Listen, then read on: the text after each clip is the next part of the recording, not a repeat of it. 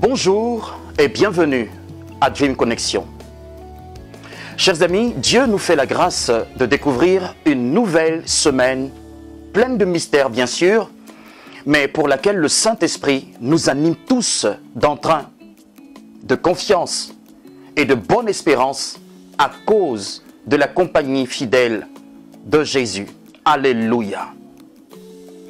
Pour cette nouvelle série que nous démarrons ce jour, je propose que nous relevions ensemble, avec l'aide de Dieu, deux défis importants. Il s'agit premièrement de laisser couler dans notre destinée les 4 bras du fleuve édénique. Et deuxièmement, de triompher de la tentation, la 4e. Pour commencer, je vous invite à lire avec moi Genèse chapitre 2, à partir du verset 7 jusqu'au verset 17. Là, il est écrit ceci. L'Éternel Dieu forma l'homme de la poussière de la terre, et il souffla dans ses narines un souffle de vie, et l'homme devint un être vivant. Puis l'Éternel Dieu planta un jardin en Éden du côté de l'Orient, et il y mit l'homme qu'il avait formé. L'Éternel Dieu fit pousser du sol des arbres de toute espèce, agréables à voir et bons à manger, et l'arbre de la vie au milieu du jardin, et l'arbre de la connaissance du bien et du mal. Verset 10. Un fleuve sortait d'Éden pour arroser le jardin, et de là il se divisait en 4 bras. Le nom du premier est Pishon, c'est celui qui entoure tout le pays de Havila, où se trouve l'or. L'or de ce pays est pur. On y trouve aussi le bdellium et la pierre d'onyx. Le nom du second fleuve est Gihon. C'est celui qui entoure tout le pays de Couche. Le nom du troisième est Hiddekel. C'est celui qui coule à l'orient de la Syrie. Le 4e fleuve, c'est l'Euphrate. L'Éternel Dieu prit l'homme et le plaça dans le jardin d'Éden pour le cultiver et pour le garder. L'Éternel Dieu donna cet ordre à l'homme. Tu pourras manger de tous les arbres du jardin, mais tu ne mangeras pas de l'arbre de la connaissance du bien et du mal, car le jour où tu en mangeras, tu mourras. Je rappelle, c'est en Genèse chapitre 2, versets 7 à 17. Nous voici, bien-aimés, face à un texte qui nous ramène dans le contexte de l'origine et des fondements de toutes choses. Il est particulièrement question de l'habitat premier dans lequel le premier homme, donc Adam, a été placé par le Créateur lui-même. Ce cadre idyllique, cet espace merveilleux, connu sous le nom de Jardin d'Éden, a été planté par le Seigneur en personne. La question qui se pose, chers amis, est de savoir pourquoi Dieu a pris une telle disposition. Pourquoi Dieu a pris la peine d'un tel aménagement? L'être humain, nous le savons, est une créature exceptionnelle de Dieu. Bien que tiré de la poussière de la terre et disposant d'une âme, donc d'une conscience propre et personnelle, il est surtout animé d'un souffle céleste, le souffle de vie de Dieu. Ce qui fait qu'en plus des besoins naturels, donc les besoins organiques, les besoins physiologiques, donc les besoins du corps, que la terre se propose d'ailleurs de combler, l'homme a au plus profond de lui des désirs et des attentes que rien en ce monde ne saurait satisfaire. Ces désirs qui sont en réalité une sorte de soif et de faim surnaturelle sont tels que seul Dieu peut y répondre.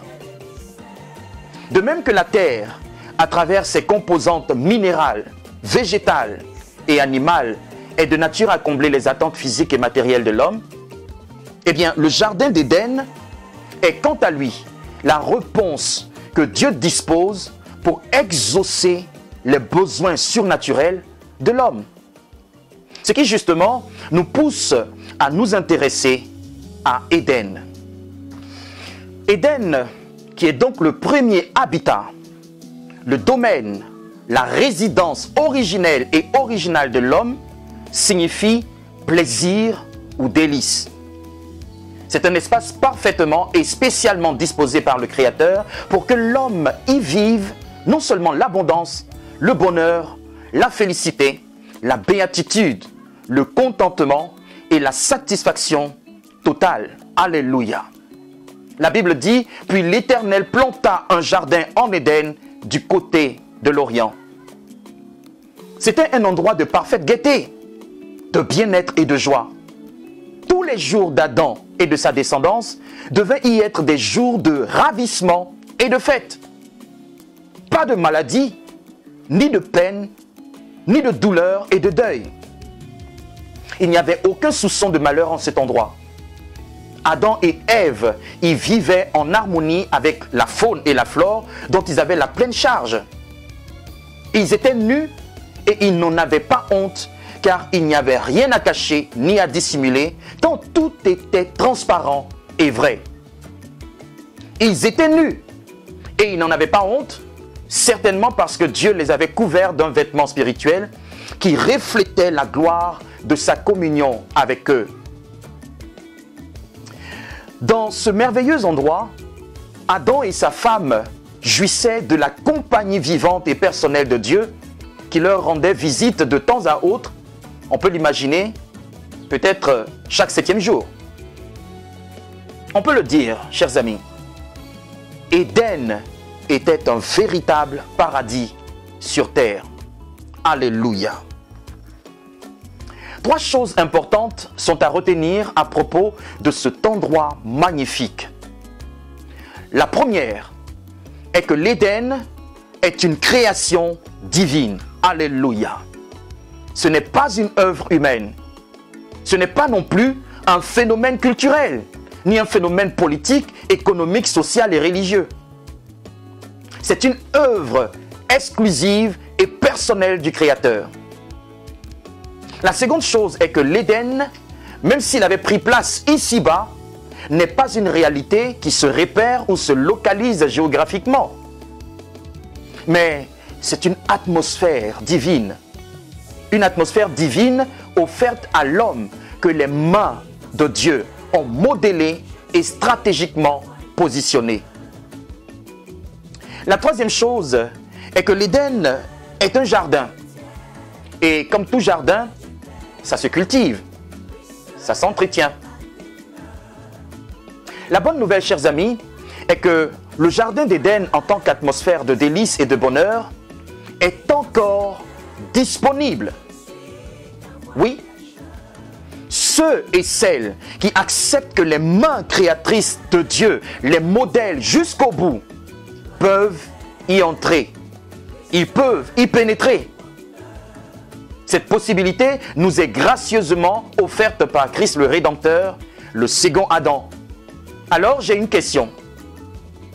Désirez-vous explorer cette atmosphère miracle? Le verset 8 de Genèse 2 précise ceci. Puis l'Éternel planta un jardin en Éden du côté de l'Orient et il y mit l'homme qu'il avait formé. Comme vous le voyez, la mise en place du jardin d'Éden fait suite à une première action de Dieu. Celle de la formation, ou si vous voulez, de la création de l'être humain. Et c'est justement ce que traduit l'adverbe « puis » qui débute le verset et dont la fonction dans une phrase, comme on le sait, consiste à introduire un élément qui vient s'ajouter à un élément précédent. Et cet élément précédent ici est mentionné au verset 7. L'Éternel Dieu forma l'homme de la poussière de la terre, il souffla dans ses narines un souffle de vie et l'homme devint un être vivant. Alléluia. Mais que nous apprend une telle disposition? Eh bien, cette disposition nous apprend la nécessité de naître de nouveau et d'être animé par la vie et l'Esprit de Dieu. Ce n'est que par ce moyen que sont actualisées en nous les dispositions qui ont poussé le Créateur à planter le jardin en Éden. Voyez, dans 2 Corinthiens chapitre 5 verset 17, il est écrit « Si quelqu'un est en Christ, il est une nouvelle créature. Les choses anciennes sont passées. Voici, toutes choses sont devenues nouvelles. Tel est, chers amis, le processus par lequel le Créateur, en habile potier, modèle et façonne ceux et celles qui s'abandonnent totalement à lui par la foi. Quand Dieu finit de modeler Adam à son image et à sa ressemblance, il prend le soin de planter un jardin en Éden pour que cela lui serve d'habitat. Ce jardin, bien entendu, a été fait sur mesure pour combler entièrement Adam et toute sa descendance. Dieu s'était chargé personnellement de planter ce merveilleux jardin. Maintenant, c'était à Adam de le cultiver et de le garder, donc de l'entretenir. La seconde vérité que nous apprend cette disposition divine, chers amis, est que nul ne pénètre à souhait dans le jardin d'Éden. Oui, seul l'Éternel peut nous y introduire. La Bible dit, puis l'Éternel planta un jardin en Éden du côté de l'Orient et il y mit l'homme qu'il avait formé. Entrer dans le jardin d'Éden est une initiative exclusive de Dieu. Aucun homme, quel qu'il soit, aucune institution, aucune organisation ne saura vous y faire pénétrer, chers amis. Dans le cas d'Adam, vous noterez que cette opération a eu lieu après que Dieu ait fini de le former à son image et à sa ressemblance. C'est à l'issue de ce processus qu'il se fera fort de planter un jardin en Éden pour ensuite y placer l'homme. Ainsi, toute personne qui s'abandonne jusqu'au bout aux mains transformatrices de Dieu doit avoir l'assurance que ce même Dieu est en train de lui planter un jardin en Éden et s'apprête à l'y introduire. Alléluia! Ce même principe transparaît dans les promesses de Jésus à l'endroit de ses disciples. Vous vous souvenez, dans Jean chapitre 14, versets 1 à 3, Jésus déclare ceci: que votre cœur ne se trouble pas. Croyez en Dieu, croyez aussi en moi. Il y a beaucoup de demeures dans la maison de mon Père. Sinon, je vous l'aurais dit. Car, écoutez bien, je vais vous préparer une place. Et lorsque je serai allé vous préparer une place, je reviendrai et je vous prendrai avec moi, afin que là où je suis, vous y soyez aussi. Voyez, il y a donc une place en préparation pour chaque croyant, chers amis. Mais cette place merveilleuse, apprêtée spécialement par les mains mêmes de Dieu, ne sera investie que par ceux et celles qui auront vaincu, ceux et celles qui auront persévéré jusqu'à la fin. Nous lisons dans Apocalypse chapitre 2, verset 7, ceci: à celui qui vaincra, je donnerai à manger de l'arbre de vie qui est dans le paradis de Dieu. Je répète, c'est en Apocalypse 2, verset 7. Chers bien-aimés, ce jardin, ou si vous voulez ce paradis, dont la réalité est eschatologique, c'est-à-dire de la fin des temps, eh bien cette réalité se fait sentir dès à présent par ceux et celles qui, contre vents et marées, s'efforcent de plaire à Dieu. Malgré la pauvreté, malgré la souffrance, le rejet et la persécution, eh bien ces gens expérimentent cette joie indescriptible, cette gaieté incomparable et ce contentement miracle. Même dans les moindres choses, ils parviennent à trouver le bonheur. Oui, bien-aimés, vous pouvez dès aujourd'hui entrer dans cette atmosphère édénique et jouir des délices que Dieu vous tient en réserve dans le Christ Jésus. Dès ici-bas, vous pouvez commencer à vivre dans votre foyer, dans votre famille, dans votre situation professionnelle, un avant-goût, un préambule, ou encore les prémices de cette place paradisiaque que Jésus vous prépare en ce moment même dans les cieux.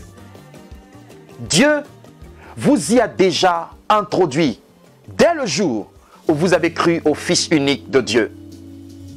Il vous y a introduit dès les instants où vous êtes devenu une créature nouvelle.